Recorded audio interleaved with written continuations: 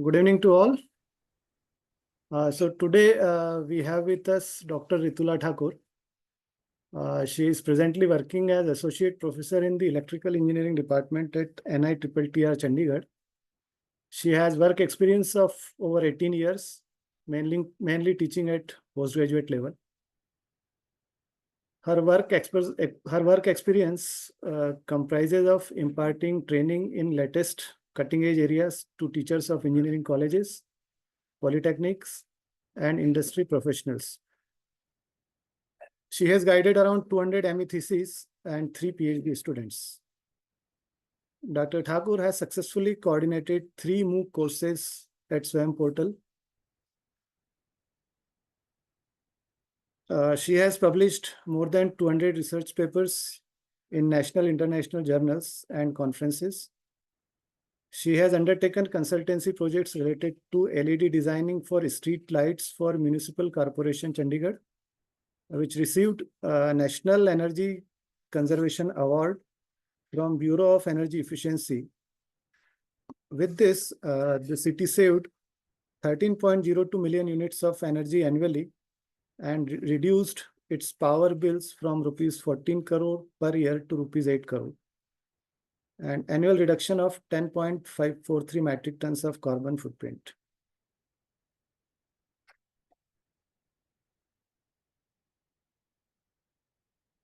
She has also delivered expert lectures at various engineering colleges as well as at international level. Her research interests include mainly microgrid and smart grid, real-time modeling and simulation of power systems, embedded systems, microcontrollers, power system, PLC and SCADA. So now I request Dr. Thakur to please start her session. Madam, please. Thank you so much for the introduction, sir. Am I audible? Yes, you are audible. I'm audible. So first of all, I would like to thank the management of SDBC Indore for giving me this opportunity to be here among all the participants. I can see a good number of participants we have here to share my ideas about smart grid and big data analytics for smart grid. So very good evening to all the participants. I'm going to share my slide now. So please let me know if you are able to see it.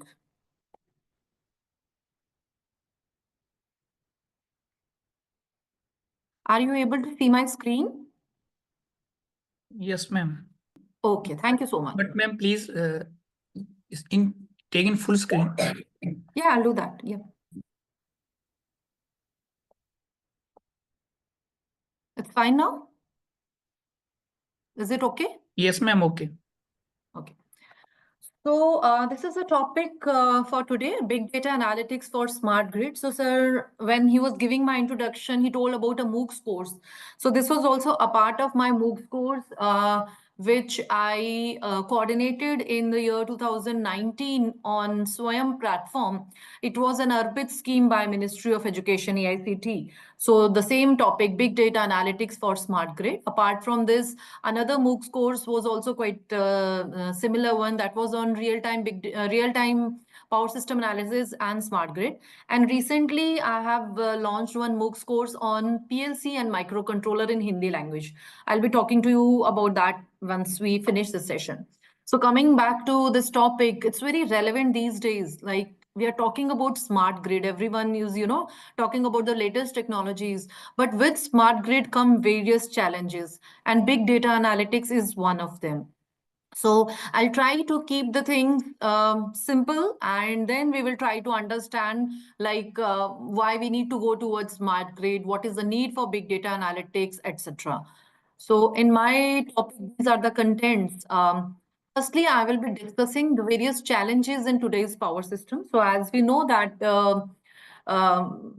our conventional system, it's changing from conventional grid to smart grid. And along with it, there are various challenges which are coming. So firstly, we will discuss about that, and then we will see what are the implications of these challenges and why do we need to go towards such futuristic technologies like smart grid.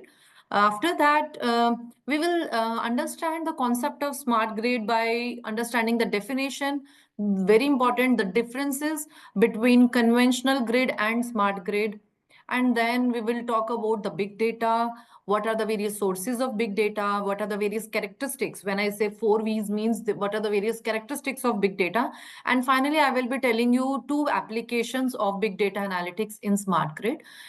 In between, I will be asking simple quizzes from the participants, because we are connected through this technology. We are connected through Zoom mode this. So I do not know who is there and whether participants are there or not. So I have this habit of, interacting with the participants. So let us make this session a dialogue rather than a monologue. I understand in the evening it is difficult to attend, but still, if we will be participating in the quiz, it will be more interactive session. So in between, please cooperate with me, and whenever I ask the question, please reply. That would be really helpful for me. Okay, so coming to the various challenges in today's power system and their impact. In order to understand this, we have to understand that what is our present traditional power system. You might be seeing these kind of, some gray areas, but I think that is Zoom's thing. I won't be able to help that. So our traditional power system, in that there is a centralized electricity generation. It was quite simple, and the centralized electricity generation was at relatively few locations, generated by large power system that can be easily controlled as needed. So as I said, the system, the control, etc., it was very simple. So the main crux was that the energy flows in one direction. It is mainly from the source of supply to the electricity customers. We will be coming back to this again when we will be understanding the differences between traditional power system and smart grid. As I said, there is now a shift from the traditional grid to the smart grid. So as you can see from this picture, this is yesterday when there was traditional grid, there was a centralized power, and as I said, that there was a unidirectional flow of power from their centralized power transmission, then distribution, and finally the consumers. However, as we are moving from this traditional grid to the smart grid, lot of things are being added into it. As you can see from here, there are renewable energy sources, there's distributed generations, which are there, DGs, we call them. Then in order to store them, we have the storage, battery, etc., because they are intermittent in nature. So apart from that, we also have electric vehicles there. So things are not as simple as they used to be. What are the challenges which are there in today's evolving electricity grid? One of the challenge is the integration of the renewable energy sources into the main grid. Now, how can this be a challenge? Can anyone answer me? How can I go back to the participants? Can anyone answer me? How is this a challenge, this integration of renewable energy sources into the main grid? Yes, Purba Chaudhary, please answer. You've raised your hand. As it is unpredictable. Right. So one of the main challenge of the integration of this renewable energy sources into the main grid is that it is unpredictable, as you said, or we can say it is intermittent in nature. Anyone else? Any other challenge? Islanding problems, Islanding problem and various uncertainty problems are there.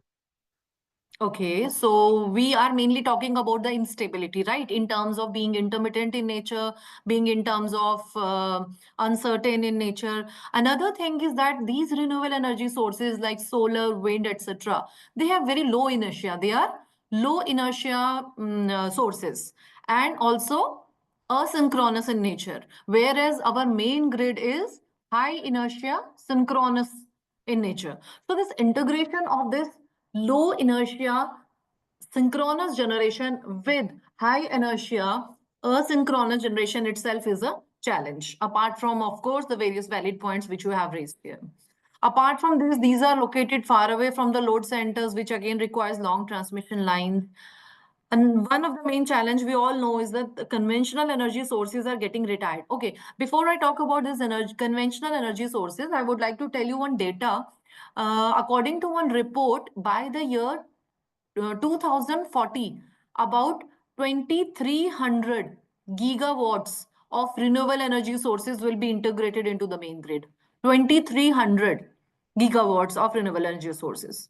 Again, when I talk about conventional energy sources getting retired, again, according to one report, by the year 2030, 760 gigawatt of coal fire stations are getting retired.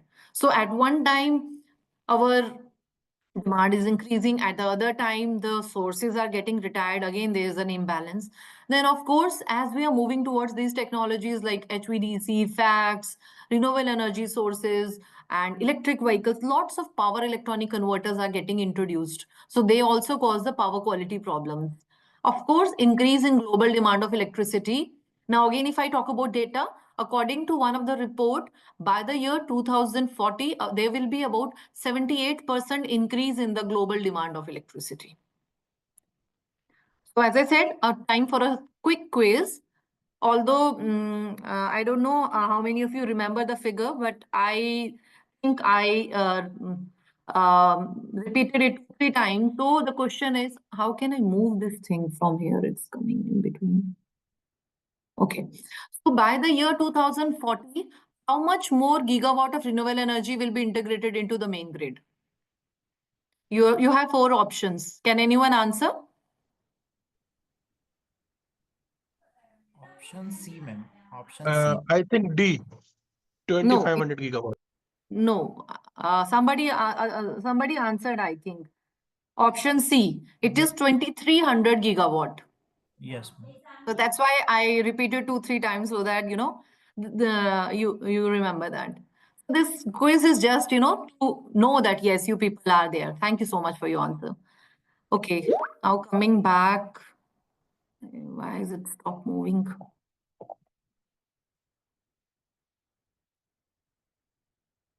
Okay, so should I worry about this? Yes, definitely. Why? Because in order to understand this, we need to know what are the impact of these kind of changes or the challenges on the grid. Because our existing infrastructure is already overstressed due to the huge gap between the demand and the supply. So this overstressing of existing infrastructure is causing grid stability issues such as transient stability, voltage stability, and the transmission lines, they are already working, they are already operating at their thermal limits. So this picture is depicting the present power system scenario. So as you can see from here, the system is literally struggling to maintain the voltage and frequency, and there is an imbalance between the consumption and the production. So this picture is telling you about the present power system and what is it causing? It is causing blackouts. So I hope many of you must be remembering this picture. How many of you remember this scenario which happened? Can anyone tell? You remember this blackout? Can anyone tell when this happened? I think everyone remembers this. 2012. 2012, right. So it was July 30th and 31st July 2012, India faced the biggest blackout in its history. About 22 states were without electricity for 2 days. And if we talk about the data, you can see from here.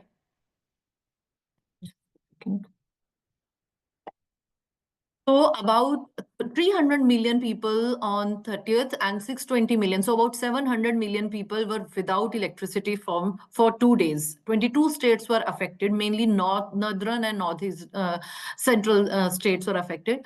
And an estimated 32 gigawatts of generating capacity was taken offline.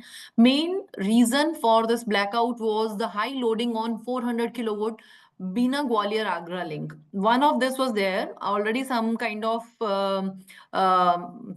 maintenance work was going on, and then because of the high loading, and of course it was July month, so humidity was there, everybody was operating those air conditioners, so lot of load was there, and some of the northern regional utilities like UP, they were overdrawing the power.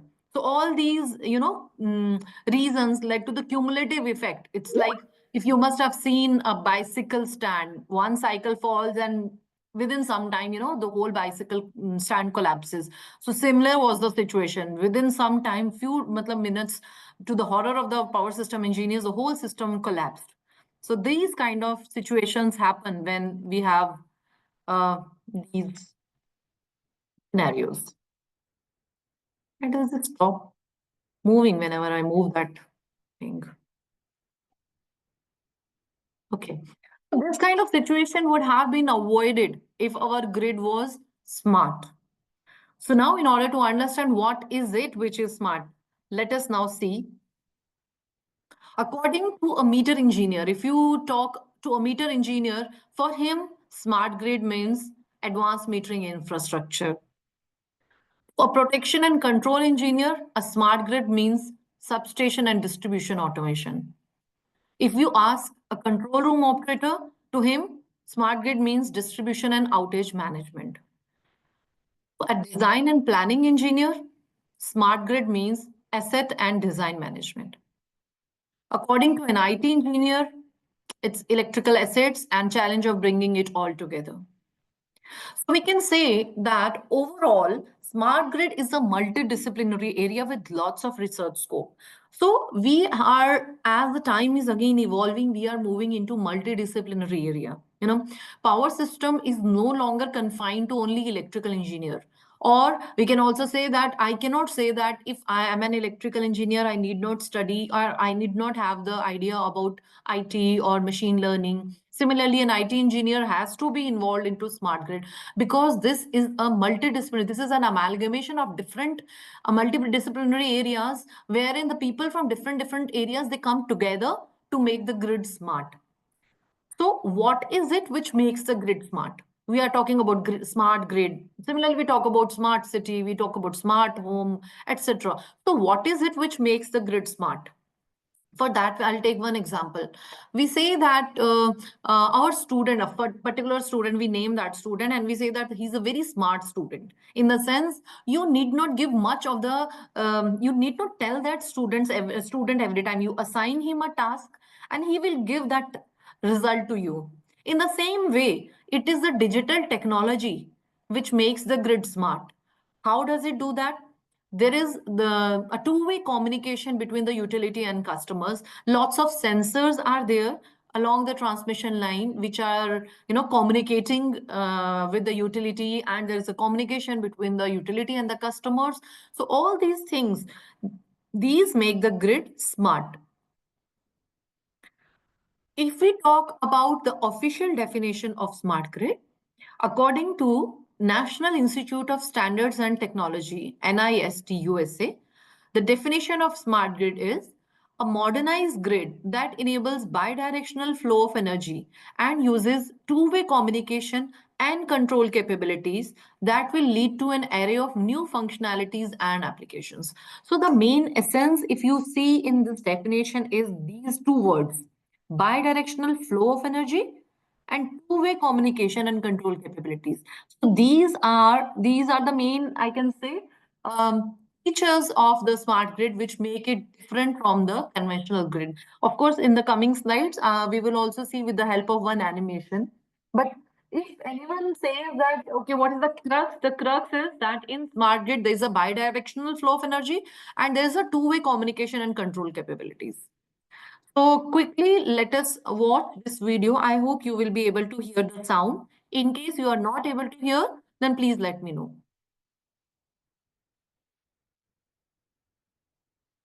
Our current electric grid was conceived more than 100 years ago when electricity needs were simple.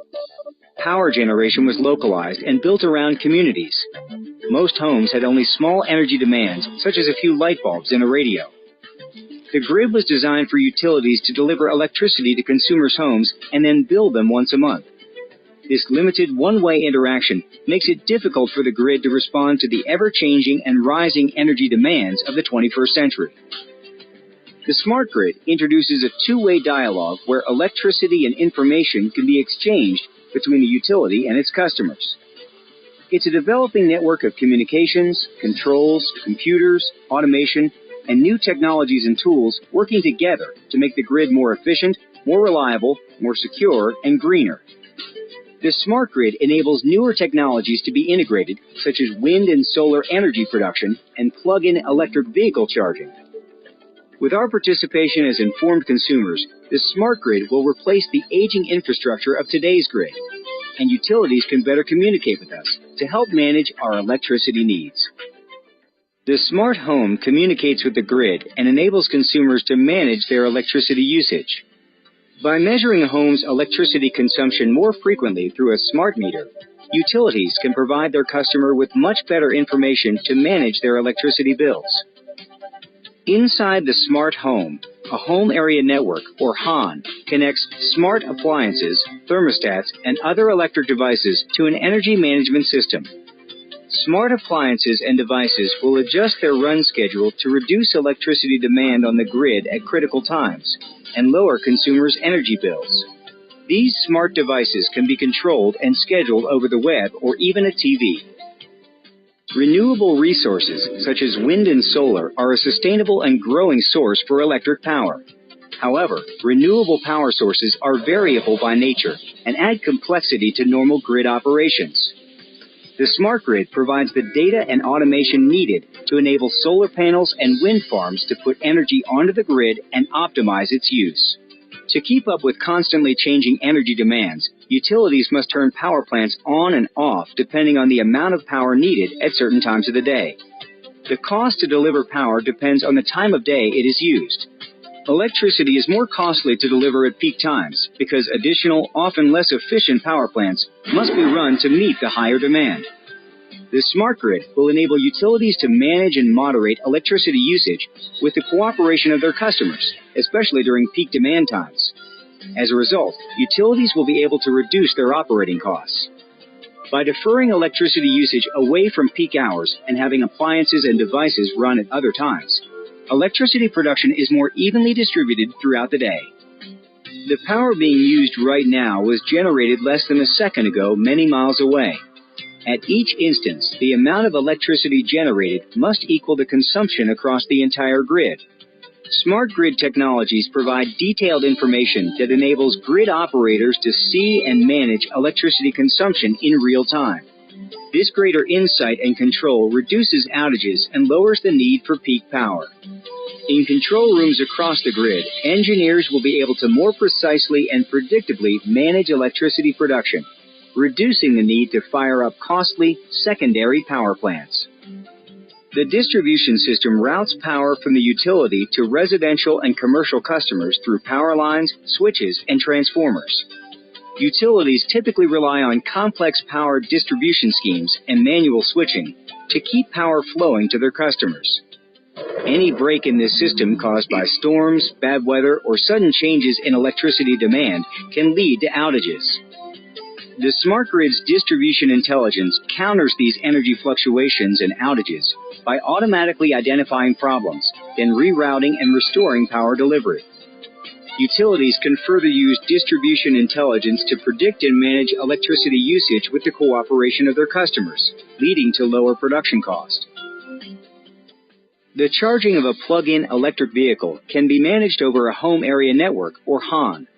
The HAN can balance the demand for electricity across the household and prioritize between the electric vehicle and other appliances to manage electricity usage and reduce costs.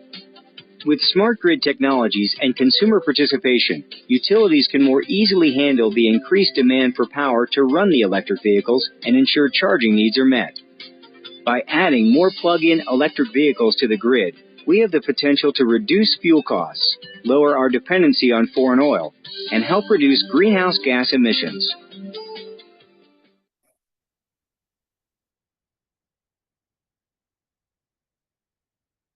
Okay, so we have seen in this video the various features of smart grid, right from integration of renewable energy sources. Then we saw one smart home in which the appliances were smart. The smart appliances, they communicate with the grid and they schedule themselves at lean period, not at peak period. So this is how, the grid utility can reduce its operating cost. Then we also saw that in case of outages, by using the distribution intelligence, the smart grid can automatically identify where is the problem, and it can, change the path and deliver the power. So there's an uninterrupted power to the customers. Then we also saw electric vehicles are a part of it. So a lot of many features we saw in this video. To the ever-changing Okay, so this picture, in this we have a smart grid overview. Like we have these conventional power plants, thermal, hydro, etc. Apart from that, we have these renewable energies, electric vehicles, and the load at the end.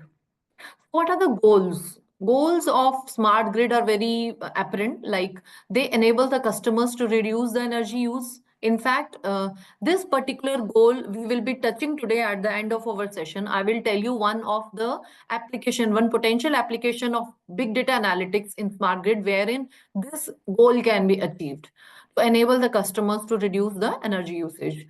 Then increased use of renewable sources. Of course, as in the video also they said that we need to reduce our dependence on the oil and reduce the greenhouse gases. So increase the use of renewable sources. Improve reliability and security. Of course, reliability is one of the very important features of smart grid, and facilitate infrastructure for the electric vehicles. So if we talk about the smart grid infrastructure, it is an amalgamation of traditional electrical infrastructure with IT, with information infrastructure. And as I said, an integrated system, an integration of conventional electrical infrastructure with information infrastructure is the solution to the complex set of challenges which we discussed at the beginning of our session. Smart grid sometimes is also called as energy internet, because as I said that you have an integration of the electrical means energy, intelligent internet. So a combination of these two, wherein we have a two-way flow of electricity and combination, is the foundation, critical foundation for our smart grid. Now, as I said, I think till now, the things must have been very clear to you, the differences between conventional grid and smart grid, but still with the help of this animation, we will discuss. So as we can see from here, in conventional grid, there was a centralized generation. So for example, there's a thermal power station, which is located far end, and the electricity is transmitted with the help of these step-up transformers and transmission lines to the and then further distributed to the consumers. So you can see from here these arrows, the flow of electricity was unidirectional. It was in one directional. But if we want to make the grid smart, we need to add renewable energy sources. So renewable energy sources like wind, solar, they are also added along the transmission lines. Now they are feeding the power back to the source. So now we do not have a unidirectional, now we have a bidirectional flow of energy. Apart from these, there are also rooftops solar systems, which are also rooftop solar PVs, which are also feeding the electricity back to the grid. Then there has to be a centralized control system, which is keeping tap on all the information. So we have a centralized control unit, wherein the information through these smart meters, if you see here, just these smart meters at the customer side, they are sending this data back to this centralized control unit. And these smart meters are a kind of, we can say, a communication of the customers with the utility. So now earlier, customers were only at the receiving end. Now the customers are also sending the information back to the main utility. So of course, they are also receiving. So as we had seen in the video that the smart appliances, they get to know the time of the peak time load. So at that time they will not operate. They will see what is the least tariff time, and accordingly, so they will operate. So for this, in order to happen, the lot of communication has to happen between them and our utility.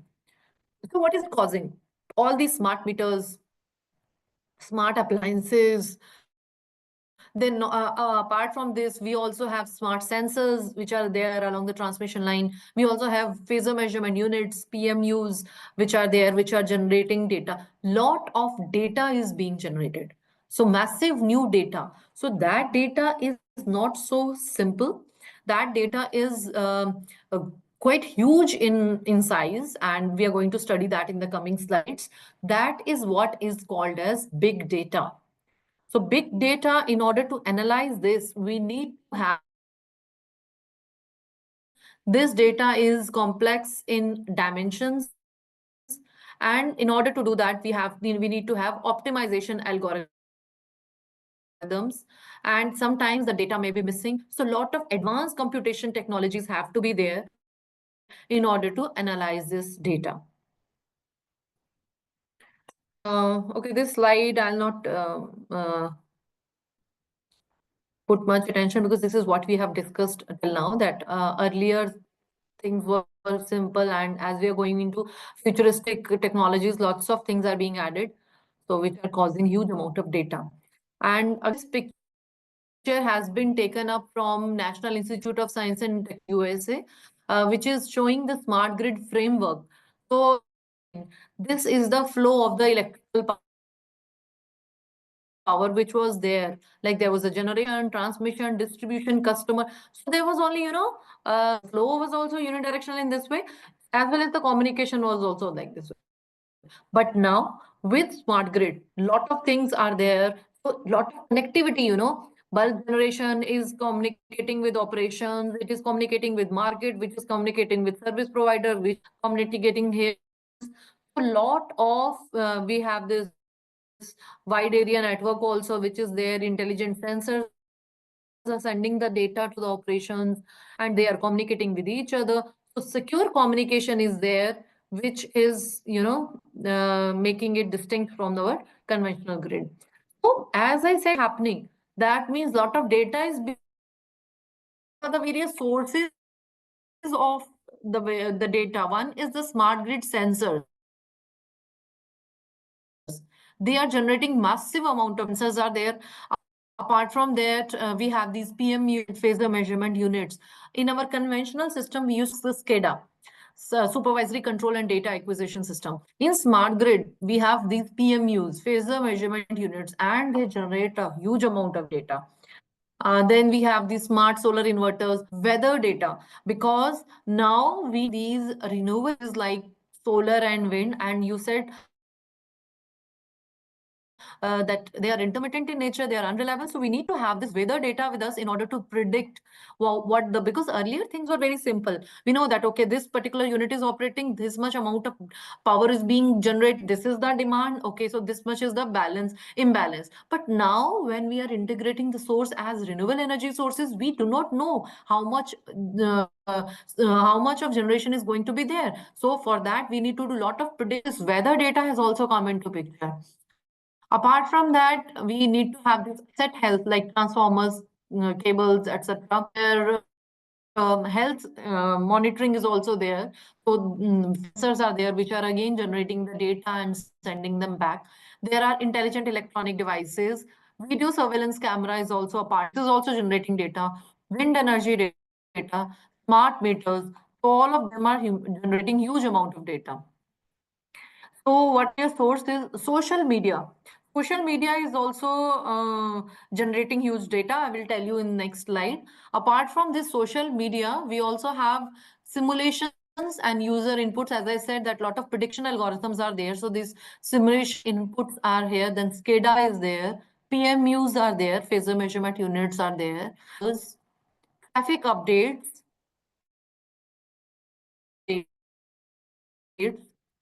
Smart appliances. So all these are bombarding and creating massive, huge amount of data, which is called as big data.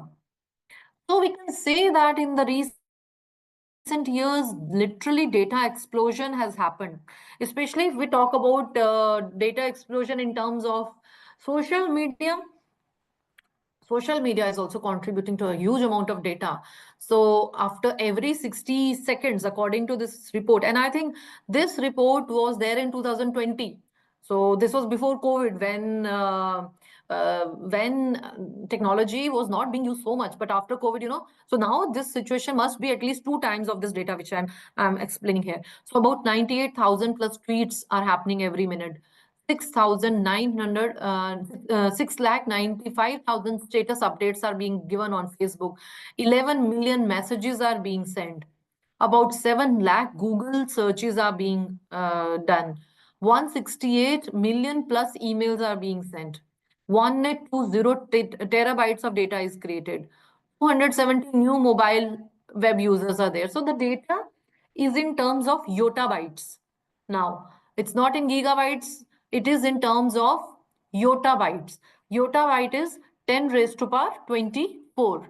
So this is how, if you see this picture, this is a changing phase of data. Earlier, we used to have data in the kilobytes, then megabytes, then gigabytes, zettabytes. Now we have 10 raised to power 24 yottabytes of data. So it's a huge explosion. So again, ready for a small quick quiz. What does yottabyte stand for? Yes. What does Option B, ma'am. yottabyte stand? Option B. Option 24. B. Yes, 24. thank you so much. Thank you. 10 raised to power 24, that is the yottabyte. Okay, so now coming to the various characteristics of big data, as I said that we will be mainly talking about 4 V's. 4 V's are mainly the characteristics of this big data when we are talking about big data.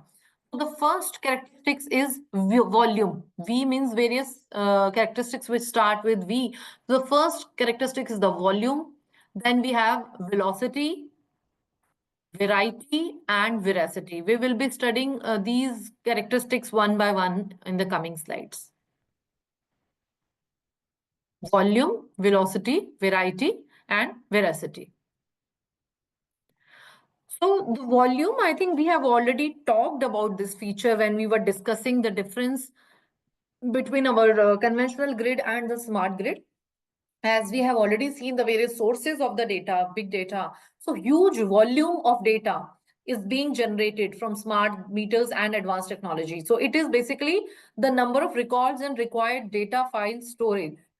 So in terms of data, it has been said that 40 zettabytes of data will be created by 2020 and increase 300 times of 2005. So at the time, there was a comparison from 2005 era to 2020, and now if we see now 2025 has come.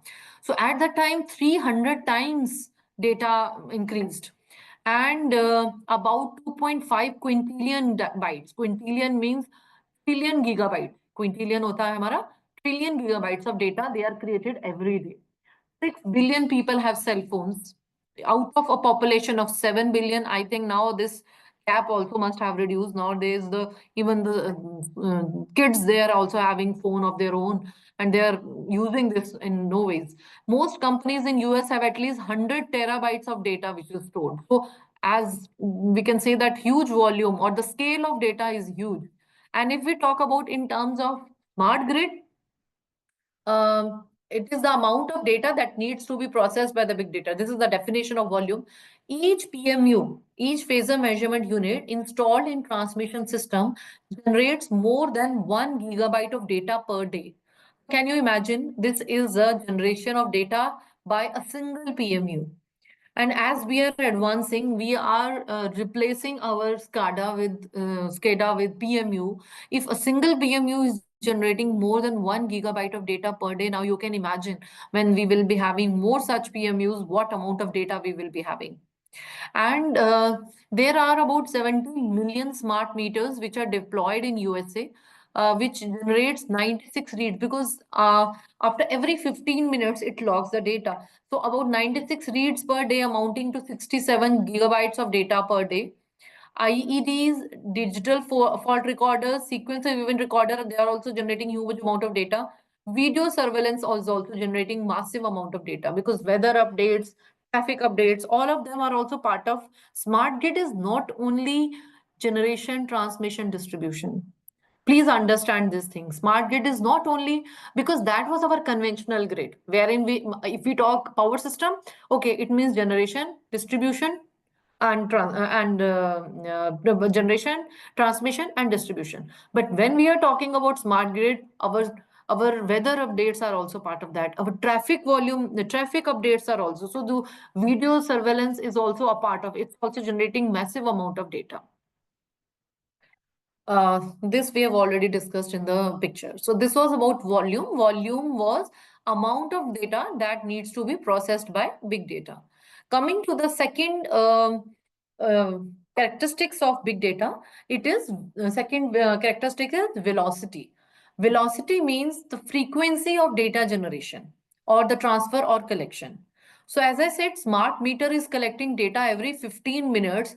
Imagine 1 million devices resulting in 35.04 billion data entries or 2920 terabytes of data per year.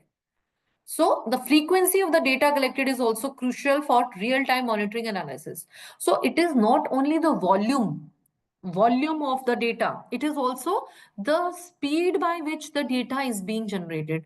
For example, we have been talking about PMU and versus our conventional SCADA system.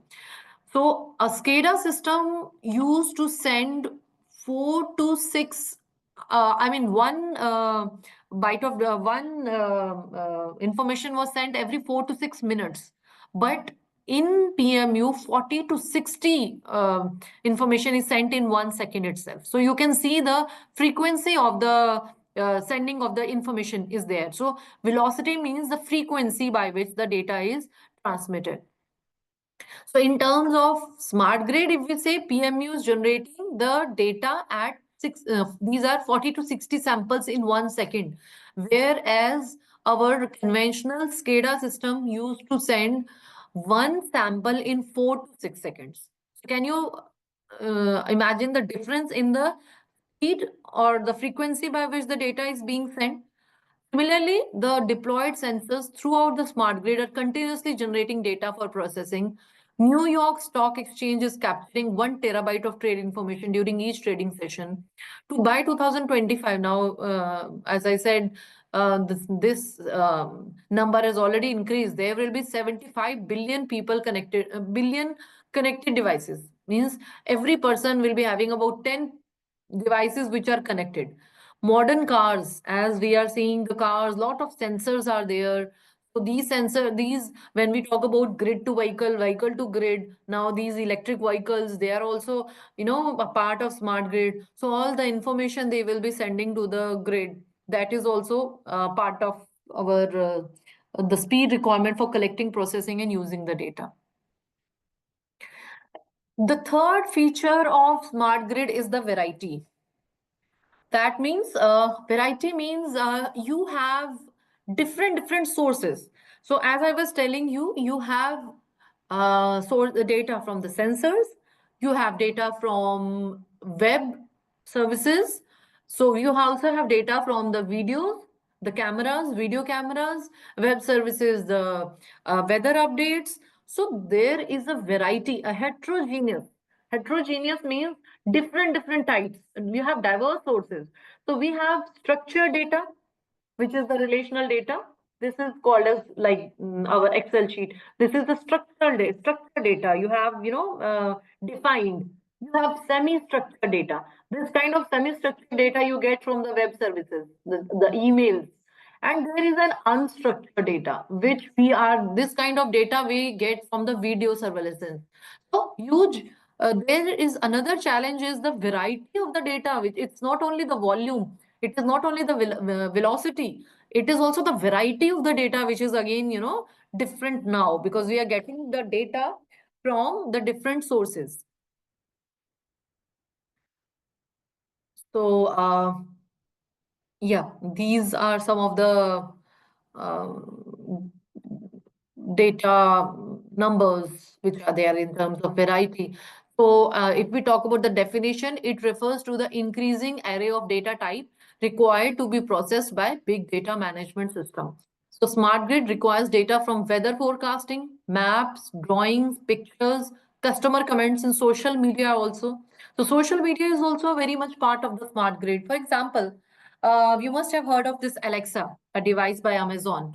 So suppose you have told Alexa to operate your smart appliances. So what Alexa will be doing? It will be communicating with the grid that when is the tariff lowest, when is the demand not peak in nature. At that time, it will be operating our appliances. So social media is also very much a part of our smart grid, and its data is a part of big data. Then structured data capture from smart grid is combined with unstructured data to produce meaningful insights. So when there is a combination of this structured, unstructured, semi-structured data, the challenge is to produce the meaningful insights. So that is why we need to go towards high algorithms, high-end artificial intelligence, machine learning, etc. And the last characteristics of big data is the variety. Variety we have already heard. The last is the veracity.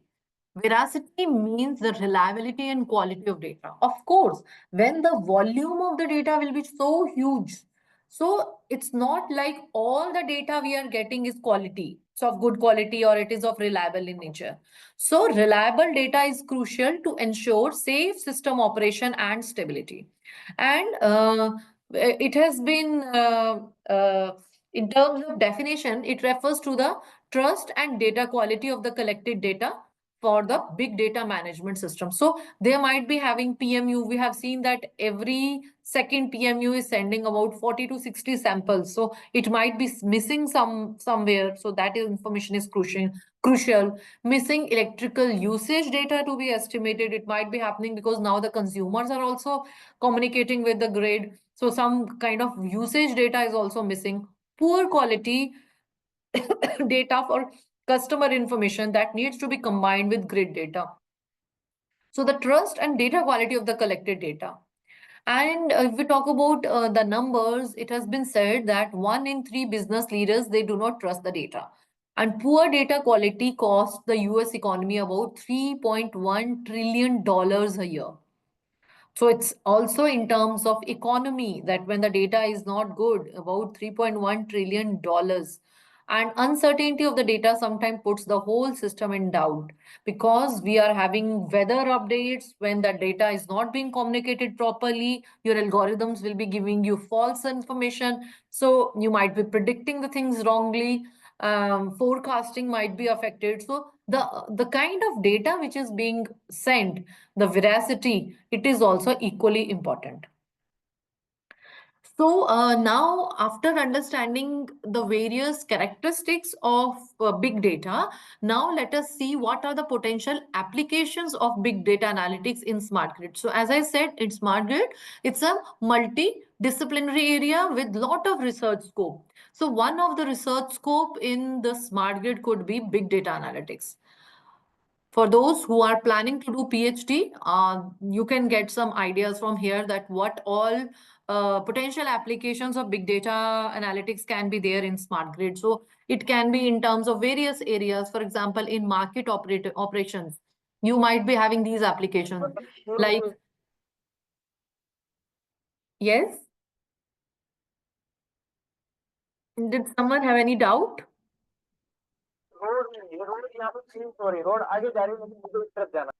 Mr. Mahendra Davande, please mute yourself.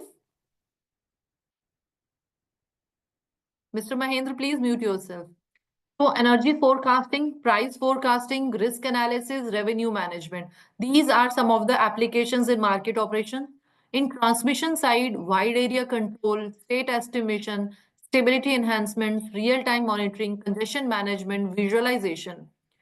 In generation side, we have generation planning, economic load dispatch, aggregators or other businesses, flexible assessment, risk analysis, forecasting. Distribution operation side, we have real-time operations, equipment health monitoring. So we saw that the asset health monitoring, asset management, planning, forecasting, and at end user, demand response, load forecasting, real-time energy management, customer behaviors. So this real-time energy management application is very interesting. We will be seeing this particular application in our slides today. This is first application, solar power forecasting. So it involves the knowledge of the sun's path, so atmospheric conditions, scattering processes, characteristics of a solar energy plant, closely linked to the problem of weather variable forecasting. So you need to have the weather data here and the radiation data from the satellite images. So that is why GIS also plays its important part. So satellite images, background images, cloud only, solar radiation part, all of these data. Looking at the cloud capacity, the numerical models are developed along with improved algorithm. So we can forecast weather 4 hours ahead. This is known as nowcasting. This is another term. Earlier we used to have short-term forecasting, long-term forecasting. Now we are having nowcasting or forecasting 3 to 4 hours ahead, because these renewable energy sources, they are very intermittent in nature. This is another application of optimal individual energy use. So now we have almost come to the end of our presentation today. This is the last application. So if you remember that when we were discussing about the goals of the smart grid. So one of the goals of the smart grid was to make the customer aware of his individual energy usage and avoid the wastage of the energy. So this particular application example, which I have taken up from one of the utility in USA, how they send their electricity bill. They call it home energy report. You know, this is an actual report by a company called PGE. It is in USA, and it's Pacific Gas and Electric Company. So this is a kind of report, energy bill, we can say they have sent to the customer. This blue number is the number of units consumed by that particular consumer between June to July for 1 month in the year 2013. So they have told him that you have consumed 4,191 units. Yes, Mr. Manjeet Yadav, you have raised your hand. You want to say something? Mr. Manjeet Yadav, you have raised your hand.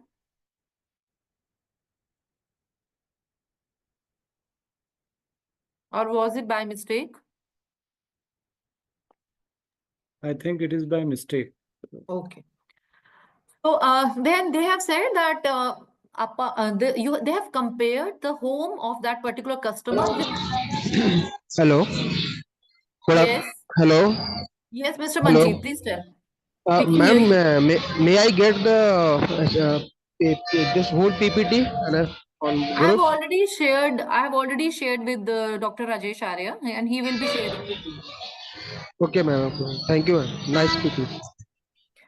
So they have compared the home of the electricity usage of that particular customer with 10 homes within 6 miles that are of similar size. That makes sense now, because if you compare the electricity usage of a small home with a big home, then that will not be valid. But they have given a comparison of the particular customer with 10 homes within 6 miles of similar size, about 1200 square feet area, and they have told that similar homes which are called efficient homes, are using 3,030 units of electricity in 1 month, whereas you are using 4,191 units. That means you are consuming 38% more energy than the efficient homes. This is kind of making the customer aware of his electricity bill. Apart from that, in the energy report, they have also given a comparison of the usage of the electricity bill in the last 6 months of the customer itself. Because this bill came here, so they gave a comparison that this is how you have utilized your energy. So apart from this, they are also giving, I think there is another hand raise. Just I'm about to finish my PPT. Let us just finish this and then we will be taking up your question. So apart from this, we are also they have also given some tips that you can seal the leaky ducts. And by doing this, you will be saving about $65 in a year. Because you know that in European countries and these Western countries, they have all insulated homes. So there must be some leaky ducts which are causing more because they heat their homes, they air condition their centralized air conditioning is there, heating is there. So some leaky ducts lead to wastage of the energy. So they have also given some tips that you can save up to $65 in a year if you seal your leaky ducts. And of course, they must have analyzed the particular customer's wastage of energy. They must be seeing that the outdoor lights are on all the time. So they have also given one suggestion that if you use the motion detectors for your outdoor lights, you will be saving about $35 per year. You see, this is so interesting kind of bill, na? The customer is being told that how you are wasting energy and how you can save the energy. Also, they have given this suggestion that you upgrade to an efficient washing machine. Your washing machine is quite outdated. It is also consuming a lot of energy. So they have given a suggestion that you look for an Energy Star washing machine. By doing that, you will be saving up to $35 in a year.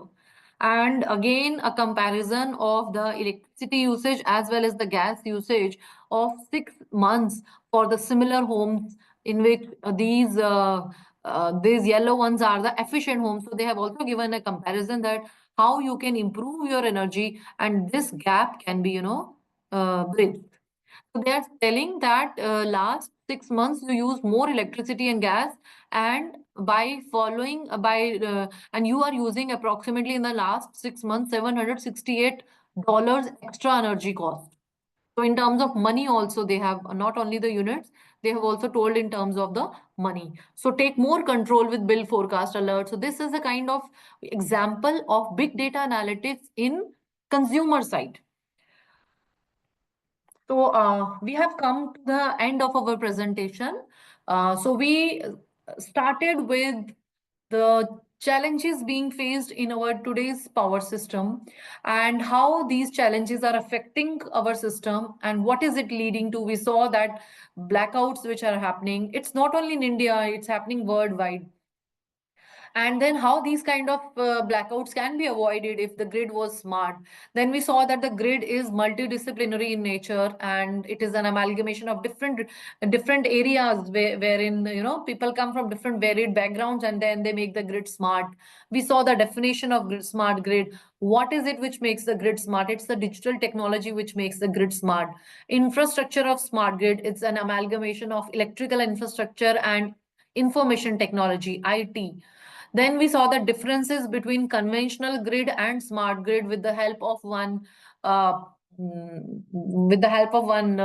animation, from which we also saw that how different sources of big data are there, which are causing huge amount of data, which is called as big data. Massive amount of data is being generated. So after understanding the sources of the big data, we saw the various characteristics of the big data, the 4 V's: volume, velocity, veracity, and variety. And then we saw the various applications of the big data analytics in smart grid. So with that, I have come to the end of my presentation. Thank you so much.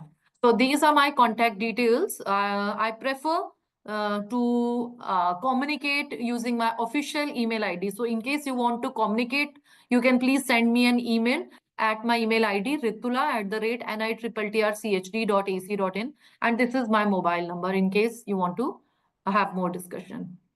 So yeah, we have some raised hands. I would request the moderator to kindly unmute them or ask them in case they have some questions. They can unmute themselves. Okay, so for those who have unmuted, so those who have raised hand, you please unmute yourself and ask questions. Good Because in evening. between, I am Dr. Ashutosh Kashu. Ma'am, I want to ask, ma'am, how the data from social media is helpful to implement the smart grid? I was unable to understand. Please explain it. Any example, ma'am? yeah, I gave one example of Alexa. See, when we talk about social media, the social media is not only Facebook, it is not only Instagram, it's not only WhatsApp. Although, yes, that data is also there because these days utility communicate with the customers with the help of LinkedIn, with the help of Facebook, then they have WhatsApp messages. Alexa, if we talk about, then Alexa is example I gave was that suppose you ask Alexa to control your appliances, your smart appliances, right? So then Alexa, how will it communicate with your utility? It will be communicating with the help of the social media. It will be getting to know what is the tariff right now, whether it is the tariff is lowest at this moment. Okay, when is the lowest tariff is there, at that time I should be operating. So in order to communicate with the utility to operate the smart appliances, Alexa will be making use of social media. Okay, ma'am. Thank you very much, ma'am. Yes, Madam Pratiksha Gupta, you have also raised your hand. Yes, ma'am. Good evening, ma'am. Good evening. Ma'am, mine question is that how that big data is implemented in smart grids, like in a simulation or something. So some software is there or something. How can we implement? Yeah. So there are various applications, as I said, potential applications of big data analytics in smart grid. Let me just share my slide again. I showed you the various potential applications wherein you will be applying those machine learning algorithms here, as you can see here. Yes, ma'am. So, in the area of, let's say, you customers, there are various kind of load forecasting, real-time energy management, etc. In distribution operations, you can have asset management, real-time operations planning, forecasting, asset management. In market side, it can be flexibility assessment. So, you know what? Okay, to make the thing simple, I'll give you one example. Like we saw one solar for solar power forecasting. Right. So in the case of solar power forecasting, you are gathering the weather data. Okay? You're gathering the solar sun's path, atmospheric conditions, scattering process, characteristics of a solar energy plant, and this is leading to, linked to the problem of weather variable forecasting. So these radiation data, by using this data, which is in the form of images, you will be developing the numerical models along with improved algorithm. So what you will be doing is you will be doing forecasting. It is not only the it is not only the load forecasting, it is also weather forecasting 4 hours ahead of time. So in smart grid, this is one kind of application wherein you are using, अब हम कर क्या रहे, वो data आ रहा है ना आपके पास कहीं से, that big data is coming to you, you are applying algorithms and you are forecasting the weather, because we know that these renewable energy sources, they're intermittent in nature. So it's like we have to forecast the weather also, how it is going to be ahead. And if it is not accurate, then our algorithm might not work properly and we might not be able to forecast how much power will be generated by the solar. So this is one kind of example. And I have tried to make the things quite simple for you, but actually before using this, lot of machine intelligence, lot of machine learning, artificial intelligence, GPUs, they are used, because it's not our simple computers. It's not that I will be developing one algorithm on a simple computer itself. So that is where the role of an IT engineer will come into picture, who will be having the knowledge of developing these advanced algorithms using the data being given to him by an electrical engineer. And that is how he will be developing algorithms. I hope that answers your question. Yes, ma'am. Yes, ma'am. Ma'am, thank you so much. It was that FDP that I first learned the big data in terms of smart grid. I haven't Thank you. attended any session. Thank you so Thank you much. so much. Thank you. Yes, Mr. Manjeet, yeah, I think he has already asked about the PPT. Any other questions? Ma'am, kindly tell me about the 4 Bs in terms of the power system. I am not Yeah. got. Okay, okay. Yes. So for that again, let me share my PPT.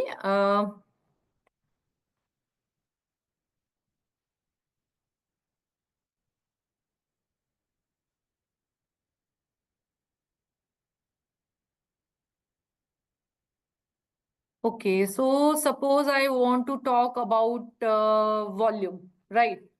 एक तो ये zoom में ना ये यहाँ बहुत कुछ होता है. I can't see. Okay, this is the volume. So in terms of power system, if we talk about volume in terms of power system, as you asked, or smart grid, if we ask, so every PMU which is installed is generating 1 GB of data.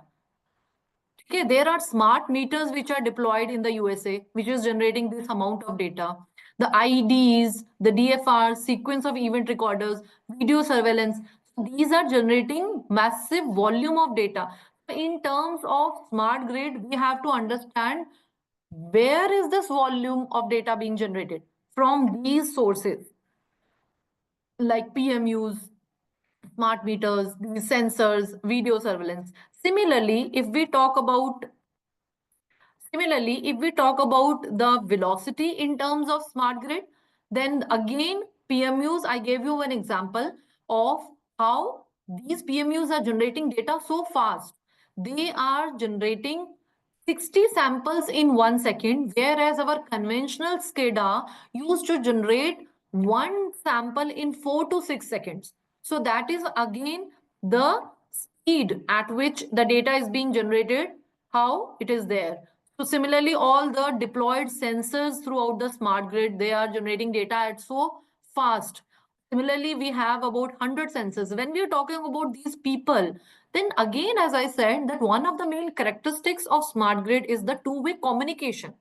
Now the consumers are not only they are not only at the receiving end, they are also communicating back. I'll just give you one example. In my flat where I've just purchased, I'll show you one app. It's a it's a Xenius. I don't know how much you will be able to see.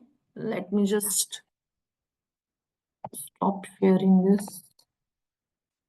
So this is one app you can see here, right? So on my mobile, I'm getting all the information that how much energy was consumed today through the grid, how much DG, the backup data was used today, and in 1 day, what is my sanctioned load, what is my monthly consumption, and I can recharge my this thing, and it's like dynamic in nature. Continuously it is sending me this data on my phone. Similarly, on my phone itself, I can suppose I'm out of station, right? And I want that no electricity should be wasted. So from my mobile itself, I can disconnect my load.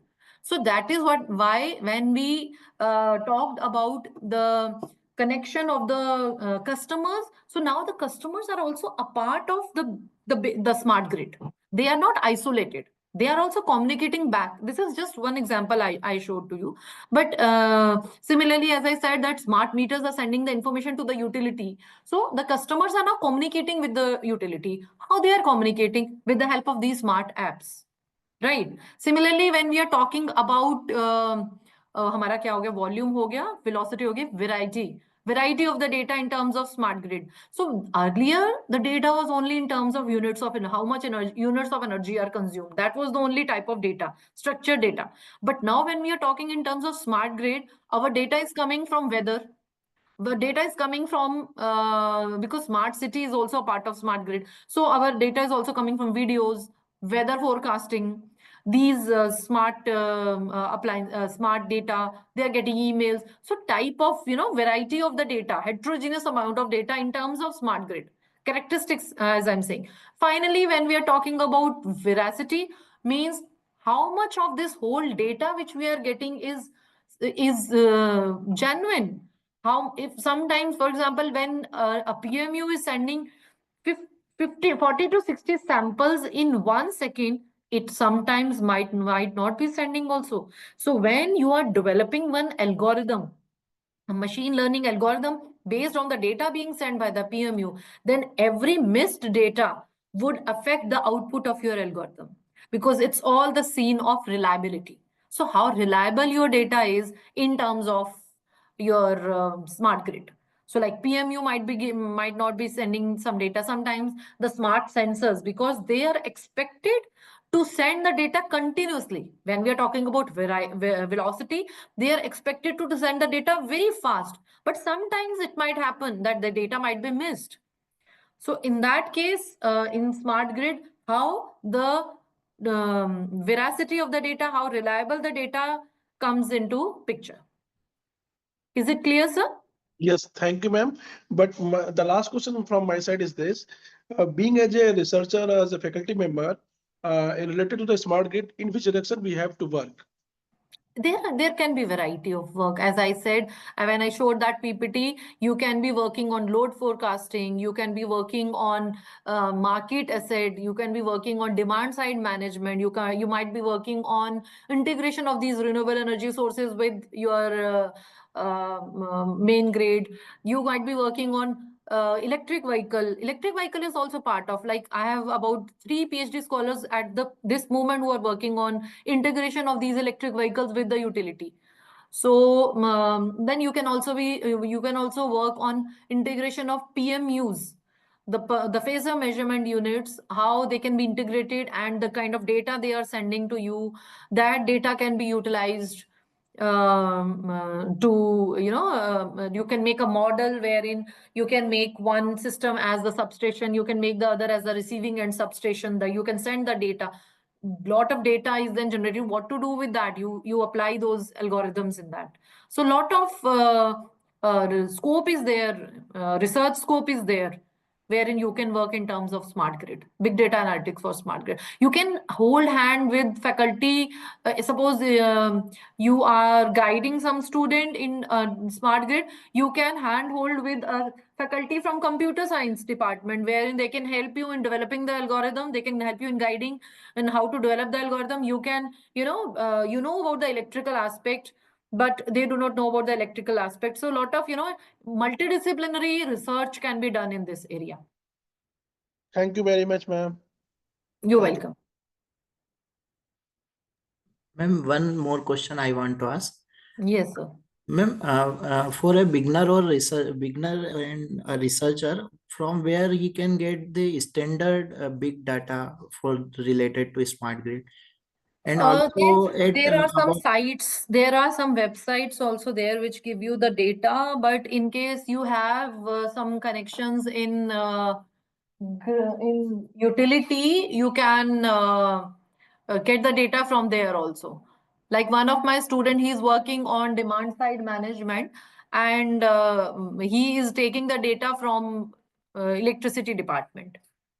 These days, they are not so protective about the data, so you might be having it from there also. But there are some websites also there which can give you the data. Ma'am, above what memory size we should consider data as big data? I think terabytes of data, more than this question, I'm not very sure. So I would not, I can't answer it for with surety. But when I say that yottabytes of data are being generated, we say it's big data. But about which level it can be called as big data, I'm not very sure about it. Okay, ma'am. Thank you very much. But that's a good question. I would definitely look for an answer for that. That's a good Ma'am, question. your lecture was very interesting, ma'am. Thank you. Thank you so Thank you, much. ma'am.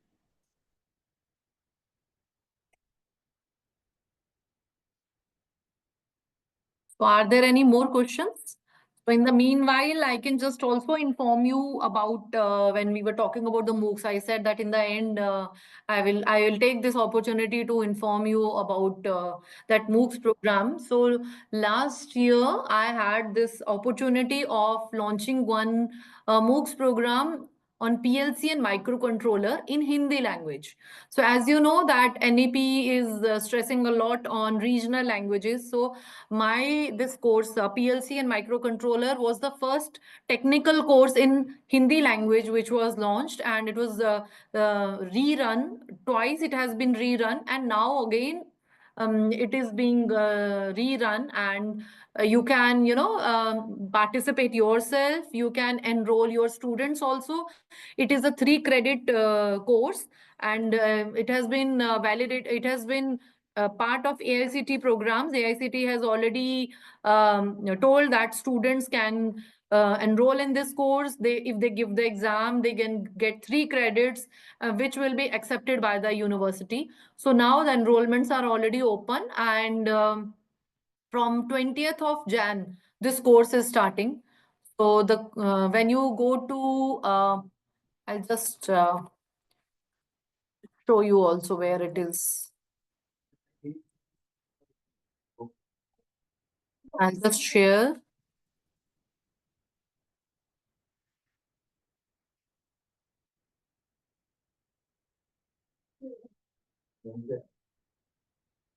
How do we go to some other?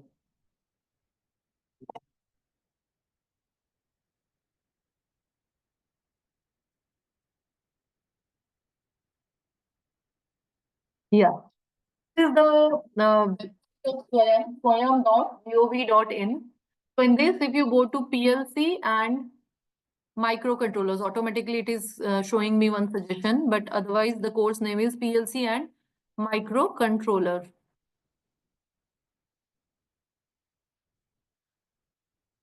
So this is the course. You can just enroll for this. You will have to first register at Swayam and then you can join it. So as I said that it's a 3 credit program. So in case you want to learn PLC and microcontroller, you can also learn here. You can enroll your students. They can give exam, get 3 credits, and then that is accepted. And the NCRF level is 4.5 in this case. So this is going, already enrollment is starting. The starting date of the course is 20th of Jan. So I just wanted to share this because most of you are teachers. So I thought, let me just inform you about this course also.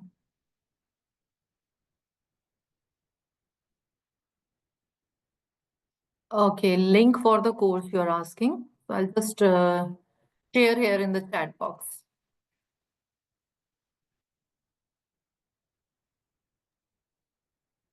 How do we share with everyone? Meeting group chat. I think now you all will be able to see. Yeah, so I just shared the course link also here. So thank you so much. Ma'am, you have told Very nice. about Yeah, please. ma'am, you have told about one big data course also. You have That was already completed now. That was in the year 2019 actually. Big data Okay, okay. analytics for smart grid, and that was an ARPIT scheme. There used to be an ARPIT scheme by AICTE, but now that course, because ARPIT scheme got scrapped after COVID, otherwise that was also about 8,000 enrollments happened in that. Yes, sir, Mr. Sanjay Kumar Sonkar. Yes, this course is free for learning. In case you want to learn, you can enroll. It is free. But suppose you want to have certificate, for that there is a fees of 1,000 because the examination is conducted by NTA agency. So with that certificate, in case you want, then you will have to pay the fees, course fee. But otherwise, this course for learning part, in case you want to enroll, then for learning it is completely free.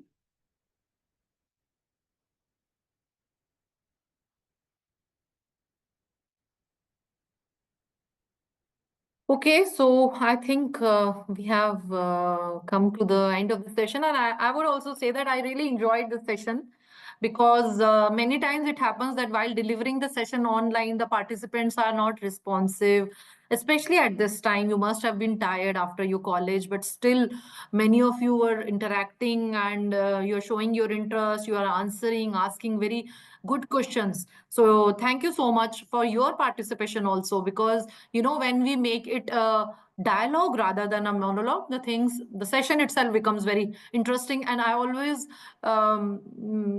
it's always my endeavor to make the session interactive with the participants so that it is fruitful. Thank you so much. So Arya sir, that's all from my side. Over to you.